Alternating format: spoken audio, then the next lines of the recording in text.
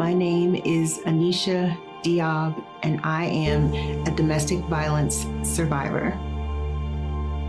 We met at work. He was everything that I thought I wanted. He was tall, he was handsome. I joke that I thought it was really cute because he asked if he could marry me the first day he met me, which I thought was so funny. Of course we didn't, but everything just kind of clicked, and we were literally together every day after that.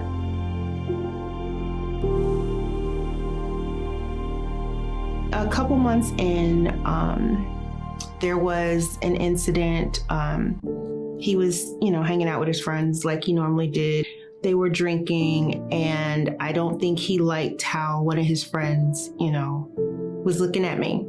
And he was like, "What'd you wear that for?" And I'm kind of like, "What? I didn't do anything." And then after that, it just kind of progressed from there.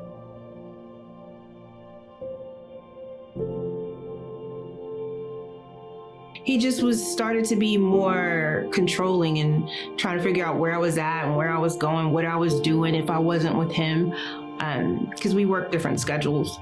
And he just always was kind of trying to figure out what I was doing or saying I was doing something I wasn't doing, to the point where he just would grab me and shake me, try to choke me, and just be like, "Listen, you're gonna do what I say." And I'm just like, trying to figure out who is this man, because it wasn't the same man that I met.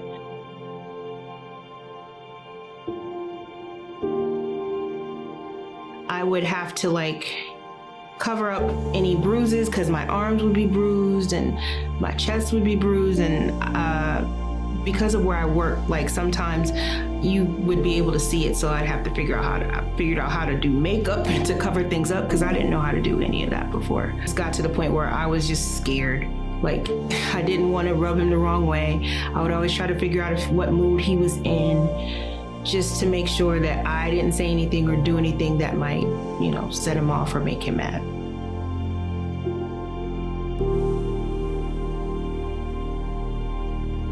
The last straw, I was doing a favor for my sister, babysitting my niece. She was a little baby at the time. My sister wanted to hang out with her friends, so I was babysitting my niece and my sister's friend. She had a little baby son, so I was babysitting the both of them. He decided he wanted to just pop up at my house.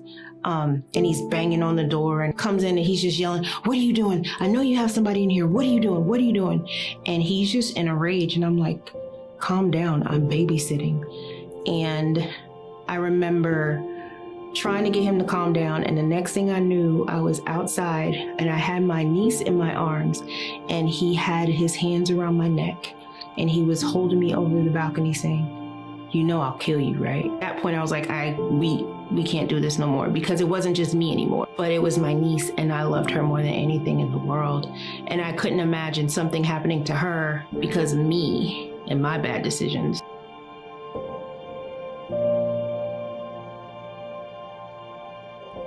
Don't put all the blame on yourself, because you can't control the actions of somebody else. Don't be afraid to get help, to get out, because sometimes you feel like you can't tell anybody, but you gotta tell somebody.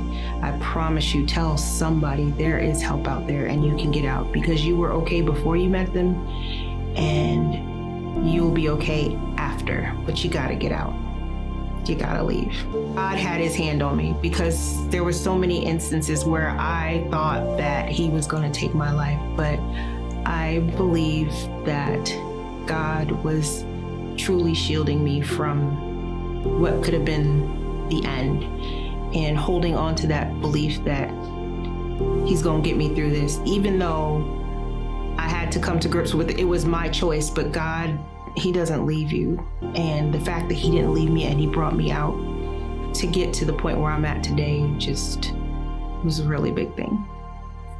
My name is Aneesah Diaab, and I am a domestic violence survivor.